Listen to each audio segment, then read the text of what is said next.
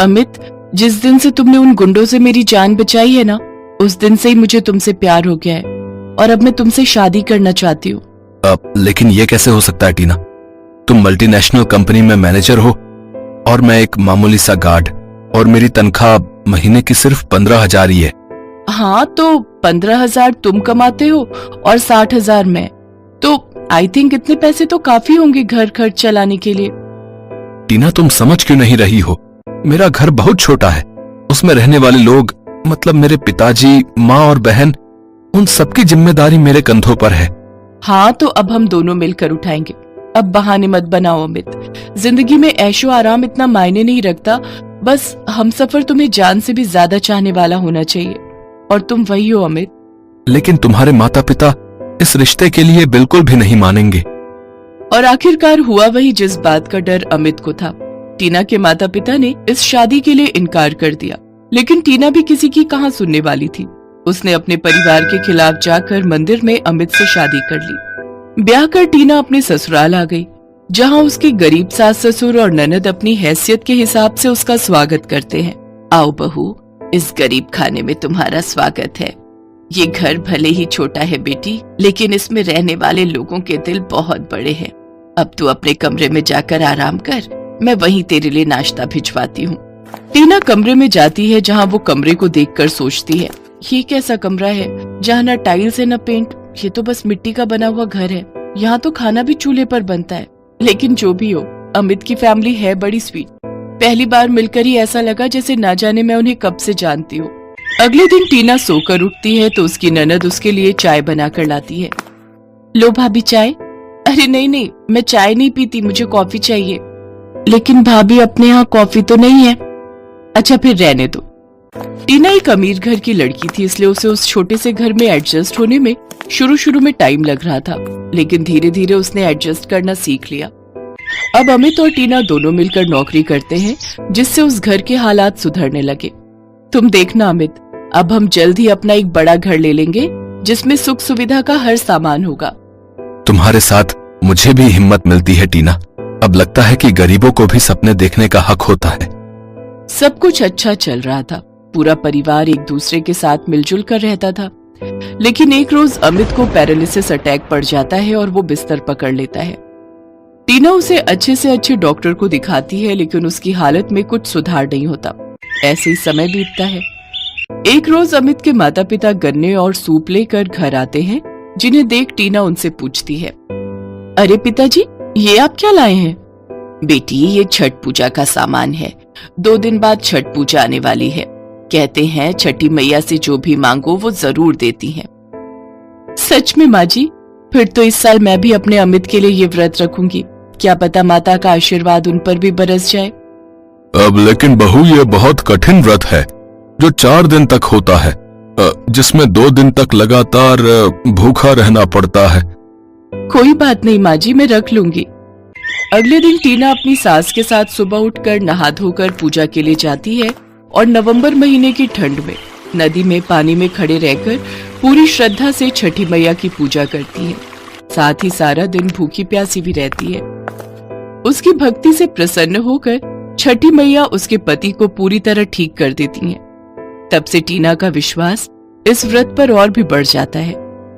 अब वो हर साल इस व्रत को रखती है और बड़े धूमधाम से छठ पूजा मनाती है।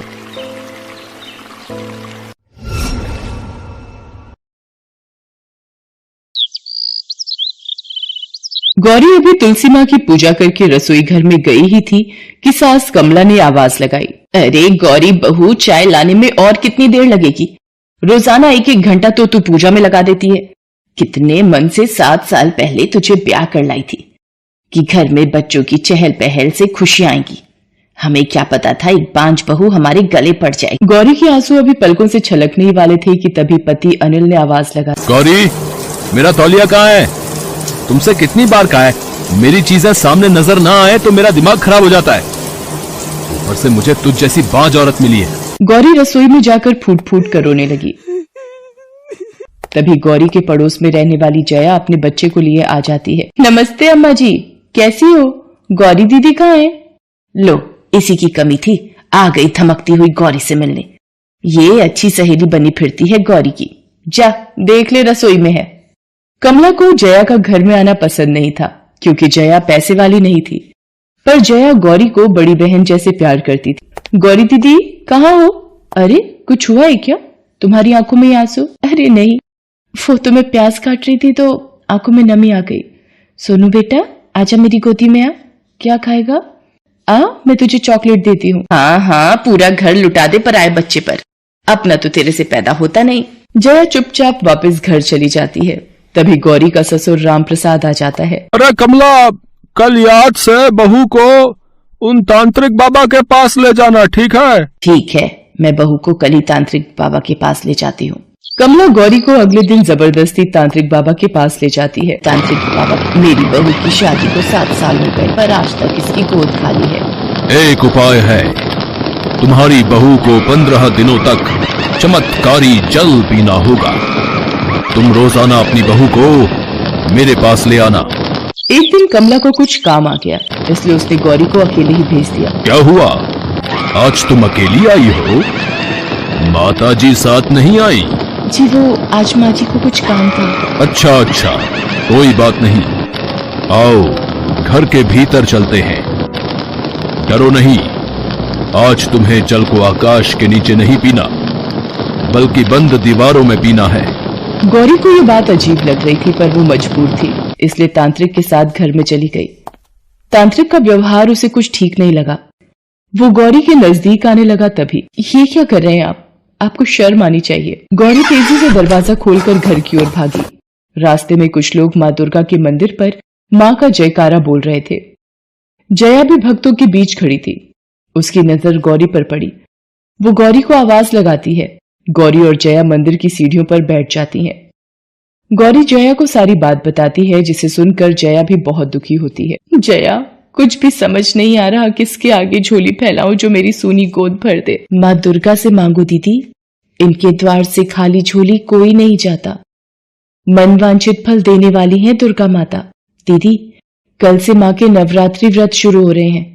आप माँ दुर्गा के नवरात्रि व्रत और पूजन करो, वो आपकी मनोकामना जरूर पूरी करेंगी। तुम कहती हो तो मैं माँ के व्रत जरूर रखूंगी जया। दीदी, हम रोजाना साथ में माँ दुर्गा की पूजा करेंगे। गौरी घर आ जाती है और किसी से कुछ नहीं बोलती। अगले दिन से गौरी नवरात्रि व्रत शुरू करती है और रोजाना मंदिर जाती है। नवरात्रि का 7वां दिन होता है। गौरी जया से कहती, जया, मुझे पता है मेरे घर वाले मुझे अष्टमी पूजन नहीं करने देंगे। क्या मैं तुम्हारे साथ कन्या पूजन कर सकती हूँ? हाँ दीदी, आप मेरे साथ मिलकर प्रसाद बनाना और हम मिलकर कन्या पूजन करेंगे। उधर वही तांत्रिक गौरी के पीछे से घर आता है। अरे तांत्रिक बाबा, आइए आइए, कब तक आपके आशीर्वाद से हमारी बहू की खुशखबरी मिल जाएगी? तुम्हें कोई खुशखबरी नहीं मिलेगी। तुम्हारी बहू मेरे पास आई थी और उसने बोला कि उसे कोई बच्चा नहीं चाहिए। बच्चा पैदा नहीं करना चाहती तो वो रोजाना जाती कहाँ है? देखो कमला, अगर मैं कुछ बोलूं तो बुरा नहीं मानना। जरूर तुम्हारी बहू का किसी के साथ चक्कर चल रहा है। अपनी बहू पर ध्यान दो। तभी गौरी आ जाती है। अनिल उससे पूछता है, गौरी, तांत्रिक बाबा तो कह रहे हैं कि तुमने उन्हें बोला है कि तुम्हें बच्चा ही नहीं चाहिए। तुम रोजाना आखिर जाती कहां हो फिर? आप सब इस ढोंगी तांत्रिक बाबा की बातों पर विश्वास कर रहे हैं जिसने मेरे ऊपर बुरी नजर डाली थी। घोर अपमान। अब मेरा यहां एक पल भी रुकना सही नहीं है। तुम्हारी बहू चाहती ही नहीं कि उसकी गोद भरे। तांत्रिक बाबा, आप नाराज मत होइए। गौरी को कैसे राह पर लाना है हम अच्छी तरह जानते हैं। अनिल, इसको ले जाकर कमरे में बंद कर दे और बाहर से ताला लगा दे। देखते हैं ये आखिर घर से बाहर कैसे जाती है। गौरी रोने लगती है पर अनिल एक नहीं सुनता और उसे कमरे में बंद कर देता है। रात भर गौरी कमरे में भूखी प्यासी बंद रहती है। अगली सुबह गौरी को अष्टमी पूजन के लिए भी जाना था पर वो समझ नहीं पा रही थी कि क्या करे। उधर जया गौरी की प्रतीक्षा में थी। माँ, मेरी मदद करो, मैं आपका पूजन कैसे करूं माँ? मेरे नवरात्रि व्रत संपन्न तभी होंगे जब मैं कन्याओं को प्रसाद का भोग खिलाऊंगी। हे दुर्गा माँ, मेरी मदद करो। गौरी रो रो कर माँ दुर्गा को याद करती है। तभी कोई उसका दरवाजा खोलता है। गौरी दीदी, जया दीदी ने मुझे आपको लेने भेजा है। आपको कन्या पूजन करना है। हाँ, मैं चलती हूँ। जया मेरी राह देख रही होगी। गौरी उस बच्ची के साथ साथ चलती रहती है। गौरी दीदी, आप घर के अंदर जाओ, मैं कंचकों को बुलाकर लाती हूँ। गौरी दीदी आप आ गई? देखो कंचके आ गई हैं। आओ दीदी कन्या पूजन शुरू करते हैं। जया, पर वो बच्ची तो कन्याओं को बुलाने गई है जिसे तुमने मुझे लेने भेजा था। कौन सी बच्ची गौरी दीदी? मैंने तो आपको लेने किसी बच्ची को नहीं भेजा। हमारे पड़ोस की तो सारी कन्याएं पूजन के लिए आ चुकी हैं। गौरी अपने ऊपर बीती सारी बात जया को बताती है। गौरी और जया समझ गई थी कि ये सच में माँ दुर्गा का कोई चमत्कार था। वो स्वयं गौरी की मदद के लिए आई थी। गौरी और जया माँ दुर्गा को शीश नवाकर कन्याओं का पूजन करती हैं, उन्हें प्रसाद भोग लगाती हैं। उधर जब अनिल गौरी को कमरे में नहीं देखता तो सब लोग तांत्रिक के साथ मिलकर गौरी को ढूंढने जाते हैं। एक काम कर अनिल, ये जया जो है गौरी की बहुत अच्छी दोस्त बनी फिरती है। उसे सब कुछ पता होगा कि गौरी इस वक्त कहाँ है। सब लोग जया के घर पहुंचते हैं और वहां का नजारा देखकर सब लोग हैरान रह जाते हैं। गौरी तू यहाँ जया के घर में? तुझे पता भी है जया हमारी बराबरी की नहीं है, फिर भी तू इसके घर में खा पी रही है। माँ जी, मैंने नवरात्रि के व्रत रखे थे और आज दुर्गा अष्टमी है। कितनी पूजा पाठ करी तूने, आज तक तेरी गोद नहीं भरी, तेरी कोख बांझ है। तू जो इतना व्रत और पूजा पाठ कर रही है? क्या माँ दुर्गा तेरा बांझपन दूर कर देंगी? जया, तुमने गौरी को ये अच्छी पट्टी पढ़ाई है। इसमें जया का कोई दोष नहीं है, आप उसको कुछ मत बोलिए। चलो बहू अब घर चलो, बहुत तमाशा बना दिया तुमने अपने परिवार का। बाबूजी मैं ये कन्या पूजन कर लूं, फिर मैं आपके साथ चलूंगी। बहुत हो गया कन्या पूजन, अब उठो यहाँ से। तांत्रिक बाबा तुम्हें अपने साथ लेकर जा रहे हैं, अब वो तुम्हारा सही तरीके से इलाज करेंगे। हाँ नहीं, मुझे इस तांत्रिक के साथ नहीं जाना। माँ मेरी मदद करो। गौरी रोते हुए बेहोश हो जाती है। गौरी दीदी क्या हुआ? अरे कोई डॉक्टर को बुलाओ, ये तो बेहोश हो गई है। जया गौरी के मुंह पर पानी के छींटे डालती है, फिर भी वो होश में नहीं आती। अनिल घबरा जाता है और फोन करके डॉक्टर को बुलाता है।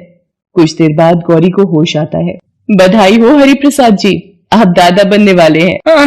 अरे अरे क्या मैं दादा बनने वाला हूँ? अरे कमला, सुना तुमने? मैं दादा बनने वाला हूँ और तुम दादी। माँ दुर्गा ने आज एक बार फिर भक्तों का विश्वास जीत गया। शेरा वाली माँ आपकी सदा ही जय हो। माँ दुर्गा की नवरात्रि रखने से गौरी माँ बनने का सुख प्राप्त करती है। तांत्रिक ने उस वक्त वहां से भागने में ही भलाई समझी। कमला और अनिल भी माँ दुर्गा की शक्ति को मान गए थे। वो गौरी से अपनी गलतियों के लिए क्षमा मांगते हैं।